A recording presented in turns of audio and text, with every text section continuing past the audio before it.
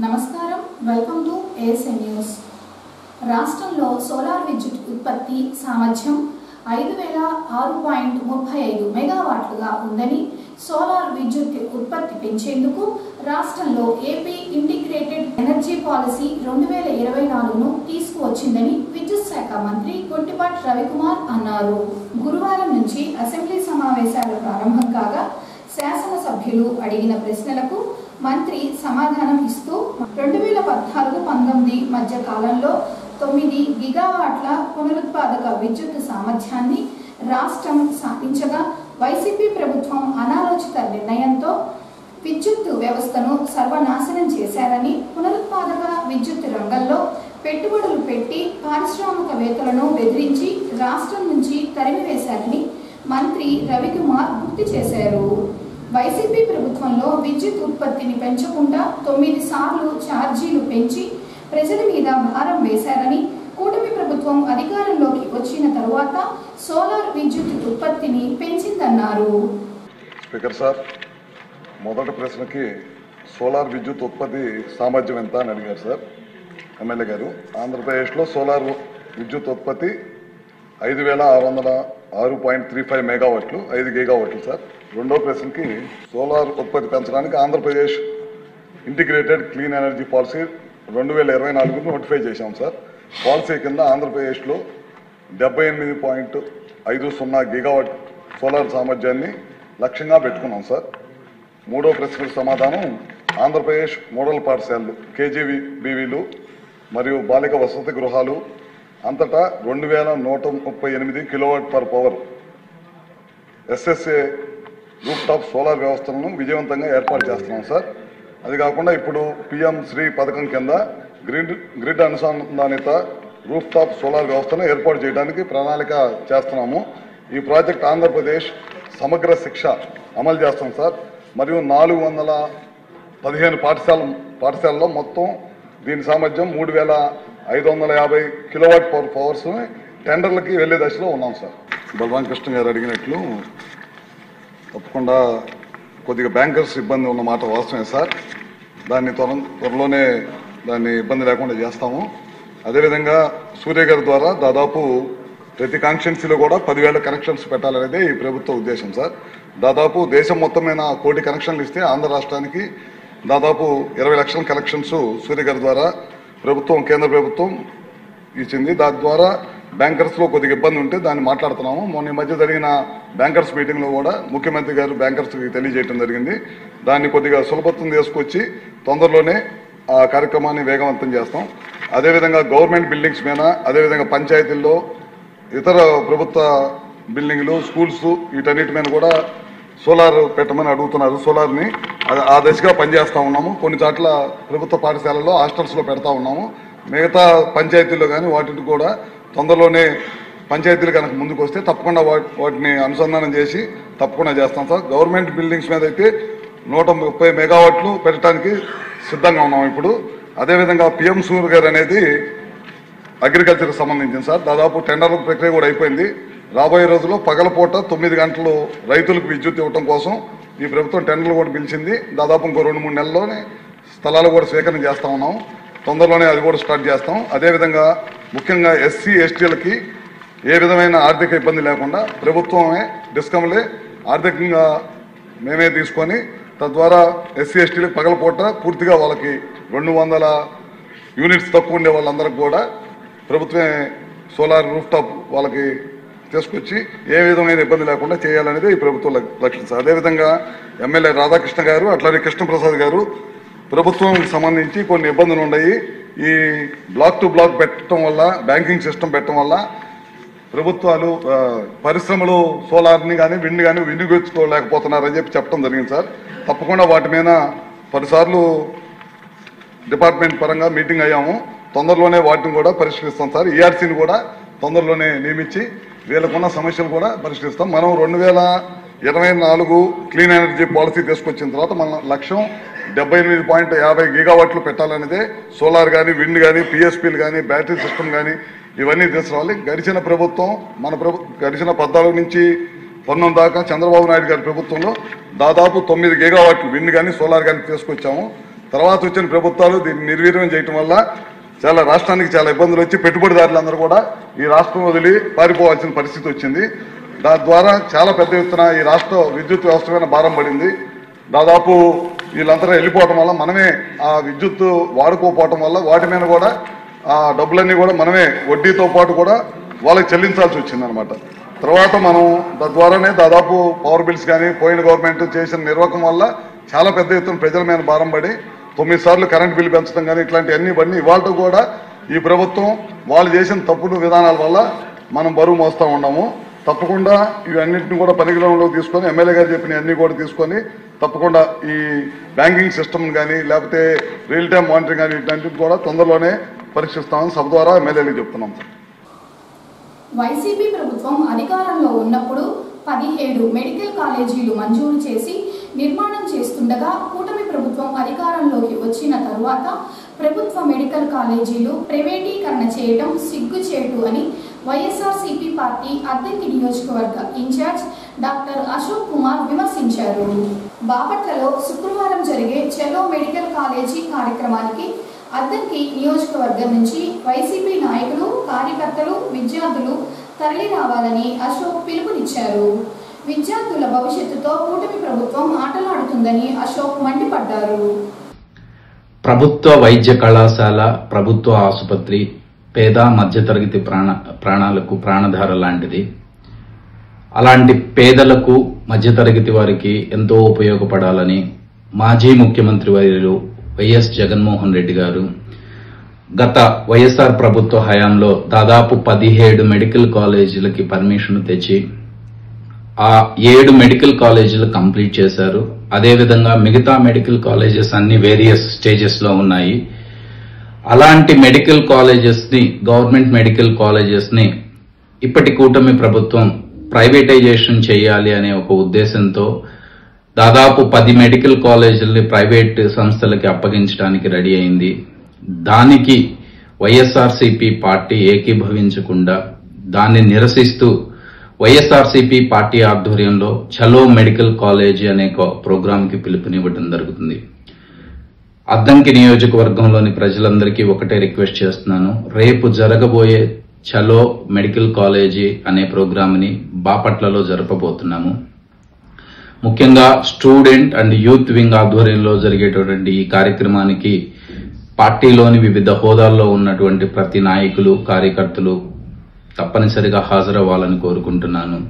దానితో పాటు విద్యార్థుల తల్లిదండ్రులు ఎవరైతే వాళ్ళ పిల్లల్ని డాక్టర్లు చేయాలి అని ఆశపడుతున్నారో వారు, ఎవరికైతే ఉచితంగా వైద్యం అందుతుందో అలాంటిది దూరం అయిపోతాయి అనుకునేటువంటి ప్రజలు కూడా, ప్రతి ఒక్కళ్ళు కూడా ఈ కార్యక్రమానికి హాజరవ్వాలని కోరుకుంటున్నాను.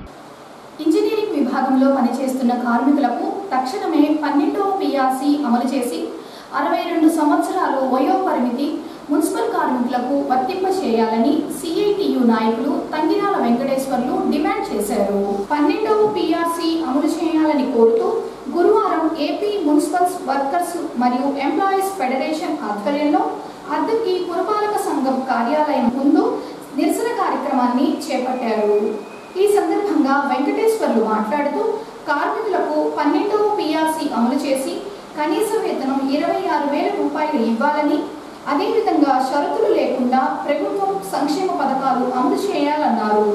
జూలై నెలలో జరిగిన ఇంజనీరింగ్ కార్మికుల 9 రోజుల సమ్మెకాలం వేతనాలకు జీవో జారీ చేసి రోజువారీ కార్మికులను చేర్చాలన్నారు. గత 17 రోజుల సమ్మెకాలపు ఒప్పందాలకు జీవో ఇచ్చి పెరుగుతున్న జనాభాకు అనుగుణంగా కార్మికుల సంఖ్య పెంచాలన్నారు. 12వ పిఆర్సీ మున్సిపల్ కార్మికులకి అమలు చేయాలని చెప్పేసి డిమాండ్ చేస్తూ రాష్ట్ర వ్యాప్తంగా అన్ని మున్సిపల్ కార్యాలయాల వద్ద నిరసన కార్యక్రమాన్ని చేపట్టడం జరిగింది. అందులో భాగంగా అద్దంకి మున్సిపల్ ఆఫీస్ వద్ద మున్సిపల్ కార్మికులు, ఇంజనీరింగ్ విభాగం కార్మికులు, డ్రైనేజ్ కార్మికులు ఈరోజు నిరసన కార్యక్రమాన్ని చేపట్టడం జరిగింది. ఈరోజు రాష్ట్ర ప్రభుత్వం అధికారంలోకి వచ్చి సంవత్సరంన్నర దాటిపోయిన మున్సిపల్ కార్మికులు ఇచ్చినటువంటి హామీలను అమలు చేయడంలో చిత్తశుద్ధిని తీర్చట్లేదని సంవత్సరన్నర కాలం నుండి దశల వారీగా మున్సిపల్ కార్మికుల యొక్క సమస్యల పరిష్కారం చేయాలని ఆందోళన పోరాటాలు నిర్వహిస్తున్న ప్రభుత్వం కాలయాపన చేస్తూ ఏదో ఇచ్చినటువంటి మాటలు నిలబెట్టుకునే దానికోసం ప్రయత్నం చేయకుండా ఈరోజు కార్మికుల యొక్క హక్కుల్ని కాలరాసే విధంగా ఈ ప్రభుత్వం వ్యవహరిస్తూ ఉంది. దానికి నిరసనగా కార్మికులకి కనీస వేతనం 26,000 రూపాయలు ఇవ్వాలని, ఇంజనీరింగ్ కార్మికులు జూలై నెలలో చేసిన 9 రోజుల సమ్మెకాలం వేతనాలు జీవో జారీ చేయాలని, గత ప్రభుత్వంలో చేసినటువంటి 17 రోజుల సమ్మెకాలం ఒప్పందాలు అమలు చేయాలని అనేక డిమాండ్స్, డైలీ ఏజ్ కార్మికులకి అవకాశాలు చేర్చాలని, కార్మికులకి పని భద్రత కల్పించాలని, పెరుగుతున్న పట్టణానికి అనుగుణంగా కార్మికుల్ని అదనంగా చేర్చాలని అనేక డిమాండ్ పరిష్కారం కోసం ఈరోజు ఈ యొక్క కార్యక్రమాన్ని చేపట్టడం జరిగింది. ఈ కార్యక్రమం ఏదో ఉత్తమ కోరికలు కాదు, మున్సిపల్ కార్మికులు న్యాయమైనటువంటి కోరికల పరిష్కారం కోసం అనేక విధాలుగా రోజు పోరాటం చేస్తూ ఉన్నారు. అందుకని ఈ పోరాటం స్పందించకపోతే రేపు 23వ తేదీ విజయవాడలో మహాధరణ కార్యక్రమాన్ని నిర్వహించడం జరుగుతూ ఉంది. మున్సిపల్ కార్మికులు రాష్ట్ర వ్యాప్తంగా ధర్నాలకు పిలుపుకోవడం జరిగింది. ఈరోజు ఏదైతే రాష్ట్ర వ్యాప్తంగా పెండింగ్లో ఉన్న సమస్యలు పరిష్కారం చేయాలనేసి AP municipal workers union demand చేస్తూ ఉంది. గత 9 రోజుల సమ్మె జరిగింది. ఆ సమ్మె సందర్భంగా మున్సిపల్ కార్మికులకు జీతాలు ఇస్తామని హామీ ఇవ్వడం జరిగింది. ఇంతవరకు ఆ హామీ అమలుకు ప్రభుత్వం చర్యలు తీసుకోలేదు. దాన్ని అమలు చేయాలనేసి సందర్భంగా డిమాండ్ చేస్తూ ఉన్నాము. అట్లాగే 10,000 రూపాయలు ఇవ్వాలనేసి కూడా ఈ సందర్భంగా డిమాండ్ చేయడం జరుగుతూ ఉంది. సంబంధించి కూడా ఈరోజు 20,000 రూపాయలు పెంచాలనేసి సమ్మె సందర్భంగా అంగీకరించారు. అయితే దానికి సంబంధించి ఇంతవరకు జీవోలు విడుదల చేయలేదు. 10 సంవత్సరాలకు సర్వీస్ చేసిన వాళ్లకు రిటైర్మెంట్ బెనిఫిట్గా 75,000 రూపాయలు ఇవ్వాలనేసి ఈ సందర్భంగా కోరుతా ఉన్నాము. అట్లాగే మున్సిపల్ కార్మికులు రిటైర్ అయ్యే సందర్భంలో లేకపోతే ఎక్స్గ్రేషియాకు సంబంధించి కూడా 5 లక్షల నుంచి 7 లక్షలకు పెంచాలనేసి డిమాండ్ చేయడం జరుగుతూ ఉంది. ఈ రాష్ట్ర ప్రభుత్వము 12వ పిఆర్సీని వెంటనే ప్రకటించాలనేసి కోరుతా ఉన్నాము. ఈ రాష్ట్రంలో ప్రభుత్వ ఉద్యోగులకు పిఆర్సీ ప్రకటించడం అట్లా పక్కన పెడితే 2 సంవత్సరాల నుంచి 4 డిఏలు పెండింగ్లో ఉన్నాయి. ధరలు అయితే నిరంతరము పెరుగుతూ ఉన్నాయి. ధరల పెరుగుదలకు అనుగుణంగా వచ్చే డిఏను కూడా అమలు చేసేదానికి ఈ ప్రభుత్వము సిద్ధపట్టలేదు. ఇతరత్ర వాటికి సంబంధించి దుర్వినియోగానికి సంబంధించి అవసరం లేని వాటికి కూడా 100 కోట్ల రూపాయలు ఖర్చు పెడతా ఉన్నారు. వాటి అది ఆపాలనేసి సందర్భంగా తెలియజేయడం జరుగుతూ ఉంది. వర్ధిల్లాలి మున్సిపల్ కార్మికుల ఐక్యత, ఇవ్వాలి సమాన పనికి సమాన వేతనం, ఇవ్వాలి సమాన పనికి సమాన వేతనం, అమలు చేయాలి 12వ పిఆర్సీని, అమలు చేయాలి 12వ పిఆర్సీని. వర్ధిల్లాలి కార్మికుల ఐక్యత, వర్ధిల్లాలి కార్మికుల ఐక్యత. జిందాబాద్ జిందాబాద్ జిందాబాద్ జిందాబాద్. మున్సిపల్ కార్మికులకు 12వ పిఆర్సీని అమలు చేయాలి. మున్సిపల్ కార్మికులకు 12వ పిఆర్సీని ఇవ్వాలి. కార్మికులకి సంక్షేమ పథకాలను అమలు చేయాలి. సంక్షేమ పథకాలను అమలు చేయాలి. మున్సిపల్ కార్మికులకి సంక్షేమ పథకాలను ఇవ్వాలి. కనీస వేతనం 26,000 రూపాయలు ఇవ్వాలి. కనీస వేతనం 26,000 రూపాయలు ఇవ్వాలి. ప్రధానమంత్రి ఆవాస్ యోజన పథకం కింద స్థలం ఉండి ఇల్లు కట్టుకునే వారికి ప్రభుత్వం నుంచి 2,50,000 రూపాయలు ఇవ్వనున్నారని అద్దంకి పురపాలక సంఘ కమిషనర్ రవీంద్ర అన్నారు. అద్దంకి పురపాలక సంఘ కార్యాలయంలో గురువారం అంగీకార్ 2025పై గృహ నిర్మాణ శాఖ సిబ్బంది ఆర్పీలతో సమావేశాన్ని ఏర్పాటు చేయగా కమిషనర్ రవీంద్ర హాజరై మాట్లాడారు. స్థలం ఉండి ఇల్లు కట్టుకునే వారికి ప్రభుత్వం నుంచి ఇళ్లు మంజూరు చేసి విడతల వారీగా 2,50,000 రూపాయలు ఇవ్వనున్నారని, స్థలం ఉండి ఇళ్లు కట్టుకునేవారు సచివాలయంలో లేదా గృహ నిర్మాణ శాఖ కార్యాలయంలో అర్జీలు అందజేయాలన్నారు.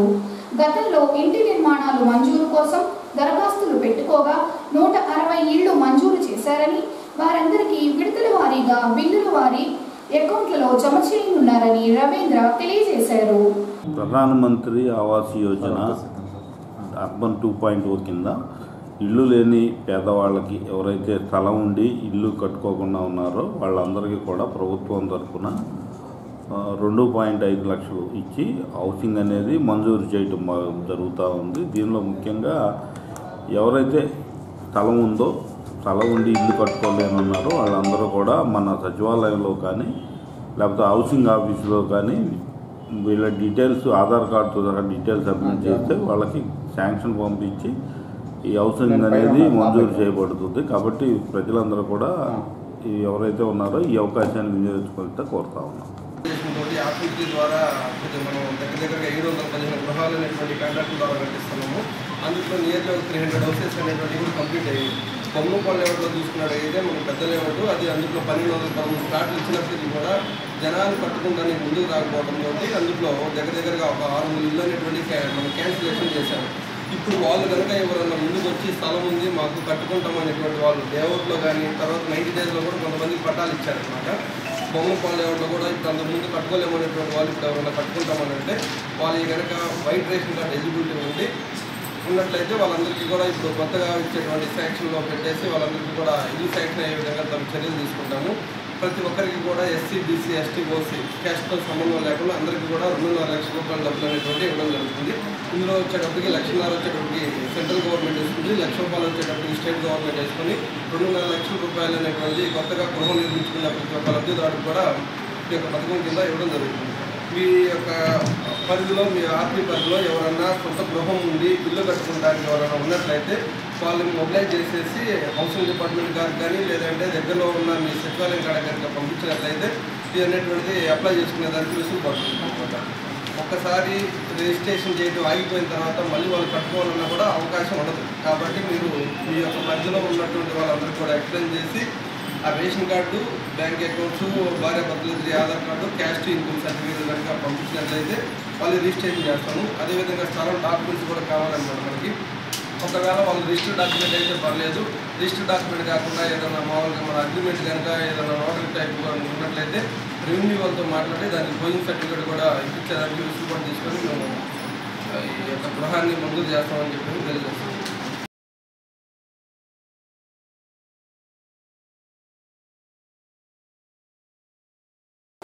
రైతులు పంటలు సాగు చేసే సమయంలో వ్యవసాయ శాఖ అధికారుల సలహాలు సూచనలు తీసుకొని పంటలు సాగు చేసి అధిక ఆదాయం పొందాలని దర్శి కృషి విజ్ఞాన కేంద్ర శాస్త్రవేత్త డాక్టర్ రమేష్ అన్నారు. అద్దంకి మండలం గోవాడ గ్రామంలో గురువారం ఆత్మవారి సౌజన్యంతో పంటల సాగుపై రైతులకు అవగాహన మరియు శిక్షణ కార్యక్రమాన్ని ఏర్పాటు చేయగా శాస్త్రవేత్త రమేష్, ఏడీఏ ఎప్రైన్, ఏఓ వెంకటకృష్ణ, హెచ్ఓ దీప్తి హాజరై ప్రసంగించారు. దుక్కిలో నత్రజని ఎరువులు వాడకం తగ్గించాలని, చివరి దుక్కిలో భాస్వరం ఎరువుల వలన పంట వేరు వ్యవస్థ బాగా అభివృద్ధి చెందుతాయని, వేరు వ్యవస్థ వృద్ధి చెందిన తరువాత మాత్రమే మొక్క నత్రజని ఎరువులు తీసుకుంటుందన్నారు. 2 మరియు 3వ దఫాలో మాత్రమే నత్రజని ఎరువులు వాడుకోవాలని శాస్త్రవేత్త రమేష్ సూచించారు. భూసార పరీక్ష ఫలితాల ప్రకారం ఎరువుల వాడకం చేపట్టాలన్నారు. మీరంతా కూడా మీరు అన్నట్టు వరి ఒకటి తర్వాత మొక్కజొన్న 2 పంటలే సాగు చేస్తున్నారు. సో వరి తీసుకుంటే మేజర్గా ఏంటంటే మనకు రూపాయి పెట్టుబడి పెడితే రూపాయి కూడా రావట్లా. వాస్తవం లేదు, లెక్క వేసుకోండి. మీ ఖర్చు కూడా లెక్క వేసుకొని చూస్తే మీకు లెక్క ఏంటి. ఎప్పుడైనా ఎవరైనా అడిగినా కూడా మీరు ఖర్చు చెప్పరు. ఎంత దిగుబడి అయిందని గ్రేట్ గా చెప్తారు. 40 బస్తాలు వచ్చింది, 30 బస్తాలు వచ్చింది చెప్తారు, కానీ ఎవరు ఖర్చు చెప్పరు. మీరంతా రైతులంతా కూడా పక్క రైతు కూడా చెప్తారు మీరంతా. అది లైక్ మనం ఏదో 4 రూపాయలు సంపాదించుకోవడానికి వ్యవసాయం చేస్తున్నాం, అంతే కదా, సదా పుట్టి చేయట్లా. సో దానికి ఏంటంటే ఖర్చు తగ్గించుకునే మార్గాలు మనం అవలంబించుకున్నట్లయితే మనకు కూడా ఏంటంటే 4 రూపాయలు మిగులుతాయి. లేదా ఆయన 10 బస్తాలు వేసే మనం 1 బస్తాలు పెంచుకొని వేసుకున్నామని పోయినారనుకోండి, ఎక్కేది కాలేదు మీకే, అది చుల్లు పడతారు చివరికి వచ్చేసరికి. సో ఈ రకంగా గమనించుకొని చేసుకుంటేనే వ్యవసాయం ప్రస్తుత పరిస్థితులు. ఎందుకంటే అన్ని రేట్లు పెరిగిపోయినాయి, ఎప్పుడైతే బాగానే ఉన్నాయి, రేట్లు పెరిగిపోయినాయి కాబట్టి దానికి తగ్గట్టే మనం ఆ వ్యవసాయ పద్ధతులు మార్చుకోవాలి. చిన్న కొత్తపల్లి అంతకుముందు ఎక్కడ తీసుకుని ఉన్నట్టే చిన్న కొత్తపల్లి పక్కనే మీకు తెలిసే ఉంటుంది. అక్కడికి వెళ్తే రాత్రిపూట ఎరువులు వేసే సంస్కారం ఉంది. మరి వాళ్ళే చెప్తున్నారు రాత్రిపూట ఎందుకు చేస్తున్నారు, రాత్రిపూట ఎరువులు అండి, రాత్రిపూట ఎరువులు వేస్తున్నారండి. ఎందుకు వేస్తున్నారు చూడకూడదు. ఆయన వేసింది 2 బస్తాలు వేస్తే ఆయన తెలియకుండా 4 బస్తాలు గుమ్మిడి చూస్తాం. పగలేస్తే చూస్తారని చెప్పి రాత్రి పూట వేస్తాం.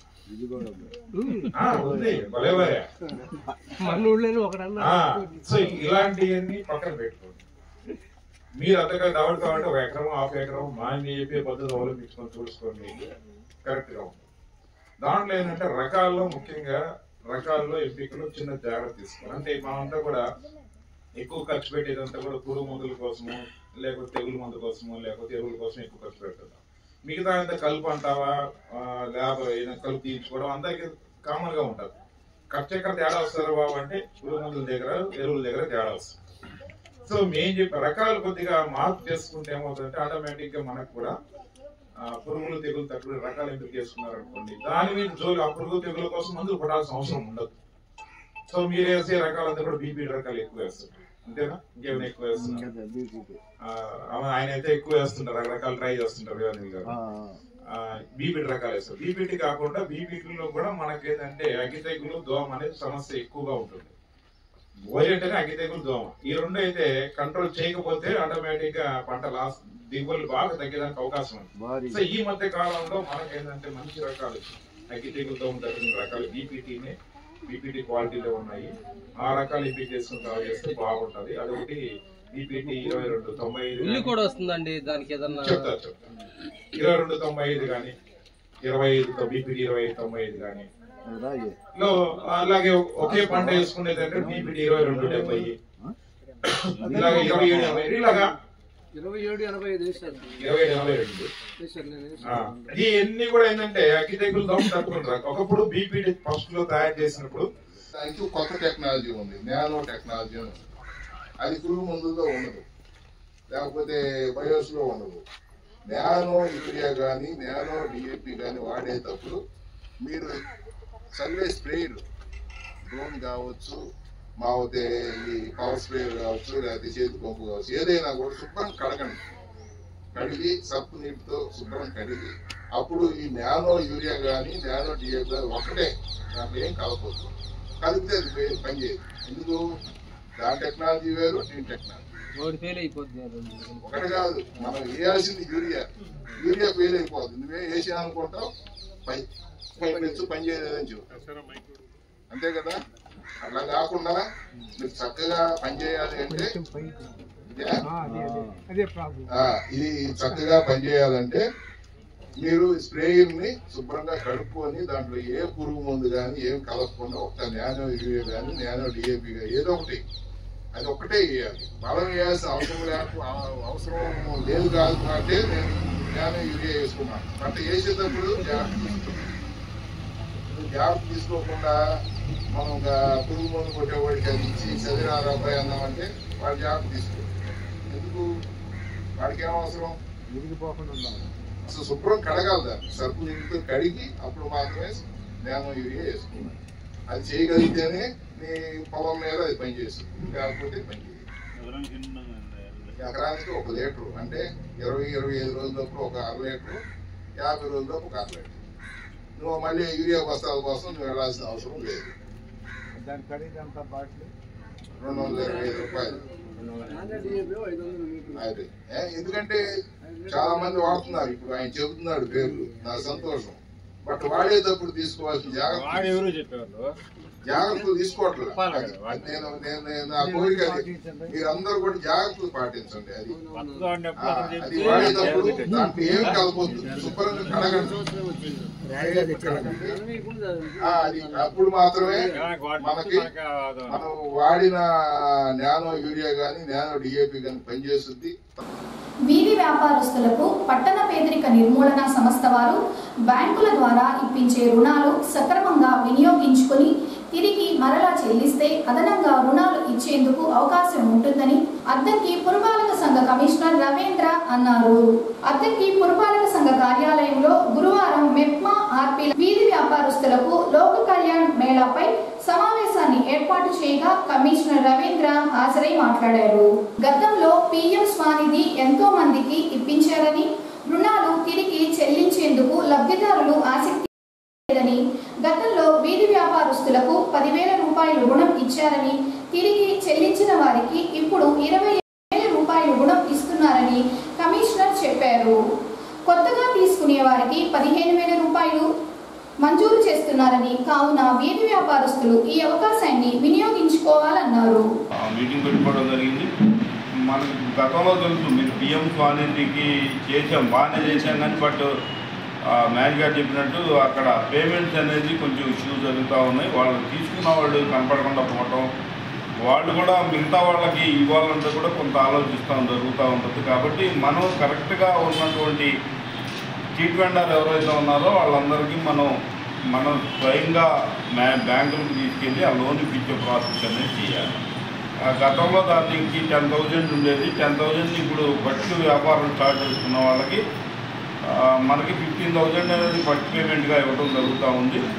అదే రెన్యువల్ ఉంటే ఎవరైనా సెకండ్ ఇయర్ రెన్యువల్కి వచ్చేటప్పటికి 30,000, 25,000 ఇవ్వడం జరుగుతూ ఉంటుంది. థర్డ్కి వచ్చేటప్పటికి 50,000 అవుతూ ఉంటుంది. నేను వెండర్స్ని కూడా రిక్వెస్ట్ చేసేది ఏంటంటే, మీ యూనియన్లో ఉంటే మీ అసోసియేషన్ దీనిలో మీకు తెలుసు, వాళ్ళు మన దగ్గర ఎక్కువ భాగం ఈ స్ట్రీట్ వెండర్స్ డైలీ వేజెస్ మీద రోజుకి 10 రూపాయలకి 15 రూపాయలకి ఇంట్రెస్ట్ తీసుకుని సాయంత్రానికి పేమెంట్ చేయడం జరుగుతూ ఉంది.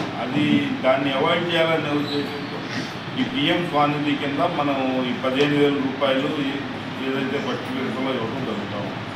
మా రిక్వెస్ట్ ఏంటంటే, మీరు మీ వాళ్ళకి కూడా చెప్పండి, ఏదైతే మేము బ్యాంక్ లోన్స్ ఏదైతే మా ఆర్పీలు వాళ్ళందరూ కూడా మ్యాక్సిమం అందరికి ఇవ్వడానికి బ్యాంకర్స్ కూడా విల్లింగ్ ఉంటారు. వాళ్ళు కూడా ఏం ఆలోచిస్తారంటే, నేను వీళ్ళకి లోన్ ఇస్తే నాకు రీపేమెంట్ వచ్చుదా లేదని ఆలోచిస్తారు.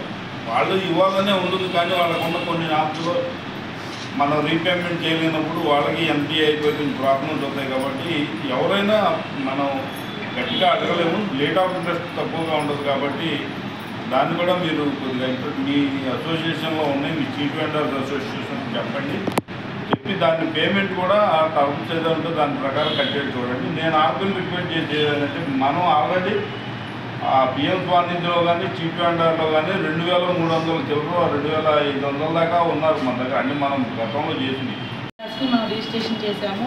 అందులో నిజమైన స్ట్రీట్ వెండర్స్ ఎంతమందో, మన గ్రూప్ సభ్యులు ఎంతమంది అనేది, మామూలుగా స్ట్రీట్ వెండర్స్ అంటే అసలు ఏంటి, అటు అంటే రోడ్ల వైపు రోడ్ల మీద వీధి విక్రయదారులు అంటే బండ్లు పెట్టుకొని వ్యాపారం చేసుకునేవాళ్ళు.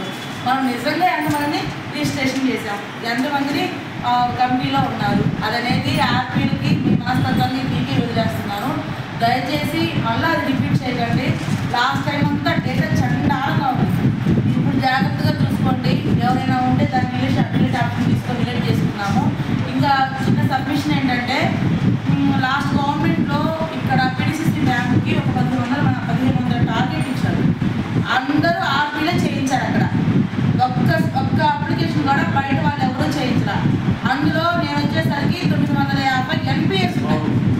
నేను వచ్చాక ఆర్పీస్ని కొంత కమిటీ చేసాము, తర్వాత కొంత అడ్వైజ్ జరిగింది, ఎన్పిఎస్కి టీమ్గా వెళ్ళి కొంత రికవరీ జరిగింది. ఇప్పుడు 320కి ఎన్పిఎస్ లిస్ట్ 320కి వచ్చింది.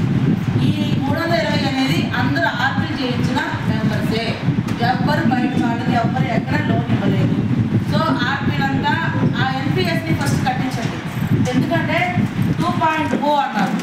మళ్ళా స్వానిధి 2.0 అంటే ఇప్పుడు మళ్ళీ మనం బ్యాంక్స్ కాడికి వెళ్ళాలి, అప్లికేషన్స్ తీసుకొని ఎన్రోల్ చేయాలి. వాళ్ళు నిజమైన స్ట్రీట్ వెండరా కాదా, వాళ్ళకి నిజంగా 15,000, 25,000, 50,000 వాళ్ళకి అవసరమా కాదా అని మనం గుర్తించి మళ్ళీ అప్లికేషన్స్ తీసుకొని బ్యాంక్ కాడికి వెళ్ళినప్పుడు లాస్ట్ టైంలో ఫస్ట్ బెంచ్లో ఉన్న ఎన్పిఎస్ లిస్ట్ ఇచ్చారనుకోండి, ఇప్పుడు తీసుకెళ్ళిన అప్లికేషన్స్ ఎలా లోన్ చేస్తారు, చేయరు. సో ఆర్పీస్ అందరూ మీరు ఏ బ్యాంక్లో అయితే అప్లికేషన్ పెట్టి లోనింగ్ చేయించారో మీకు తెలుసు, నాకు తెలియదు. సో అప్పుడు నేను లేను కాబట్టి నాకు తెలియదు. మీరు ఎవరైతే చేత లోన్ చేయించారో అందరూ ఫస్ట్ రికవరీ చేయించండి. మళ్ళీ మనకి స్టేట్లో ఫస్ట్ అర్థంగా ఉండిద్ది. కొలుసుపాడు ఐసిడిఎస్ ప్రాజెక్టు పరిధిలోని అన్ని అంగన్వాడీ కేంద్రాలలో పౌష్టిక ఆహార మహోత్సవాలు ప్రతిష్టాత్మకంగా నిర్వహించాలని ఐసిడిఎస్ సిడిపిఓ ఎలిజబెత్ ఎస్తేర్ రాణి అన్నారు. కొలుసుపాడు ఐసిడిఎస్ కార్యాలయంలో గురువారం ప్రాజెక్టు సమావేశాన్ని ఏర్పాటు చేయగా సిడిపిఓ హాజరై మాట్లాడారు. గర్భిణీలు, బాలింతలు, చిన్నారులకు పౌష్టికాహారం గురించి తెలియజేసేందుకు పౌష్టికాహార మహోత్సవాలు నిర్వహిస్తున్నారని, మహిళలను ఆరోగ్యవంతముగా చేయడమే ఈ కార్యక్రమం యొక్క ముఖ్య ఉద్దేశం అన్నారు. ముఖ్యంగా చిన్నారుల్లో పౌష్టికాహార లోపాలను గుర్తించి తల్లిదండ్రులకు తెలియజేయాలని, రికార్డ్ వర్క్ పెండింగ్లో ఉంచకుండా పూర్తి చేసి రికార్డులో ఎలాంటి లోపాలు లేకుండా చూసుకోవాలని, కేంద్రాలు సకాలంలో తెరిచి కార్యకర్త ఆయా అందుబాటులో ఉండాలని, తాను ప్రతిరోజు అంగన్వాడీ కేంద్రాలను తనిఖీ చేయటం జరుగుతుందని ఎస్పీ రాణి చెప్పారు.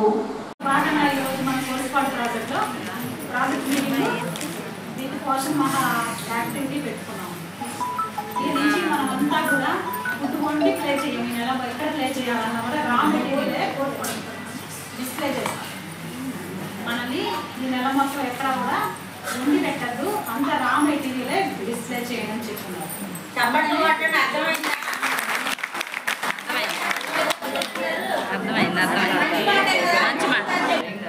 సౌకర్యం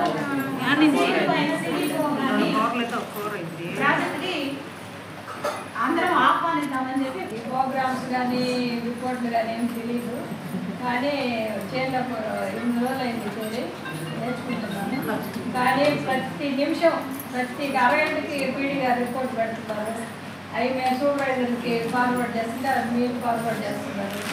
సాయంత్రానికి మీరు కానీ వేయకపోతే వాళ్ళు పెండింగ్ అని పెట్టేసి వస్తున్నారు. దీంట్లో కావాలండి చూడండి, పెండింగ్ అని వస్తుంది. ఈ మధ్యంతా మేడం అలాగా గ్రీన్లో వచ్చింది. నేను వచ్చిన తర్వాత 4 రోజుల తర్వాత కూడా గ్రీనే వచ్చింది. తర్వాత మళ్ళీ 5వ రోజు నుంచి మళ్ళీ ఎల్లోలోకి వచ్చేసింది. రానే కూడా నేను పోయిందాక. సింగరకొండ వద్ద ఉన్న కేఆర్కే డిగ్రీ కళాశాలలో 5 రోజుల వర్క్షాప్లో భాగంగా గురువారం ఆరోగ్యంపై అవగాహన సదస్సును ఏర్పాటు చేయగా డాక్టర్ హేమమాధురి హాజరై అవగాహన కల్పించారు. ఈ సందర్భంగా కళాశాల తరపున హేమమాధురిని కళాశాల ప్రిన్సిపల్ డాక్టర్ మోహన్ రావు శాల్వా కప్పి సత్కరించారు.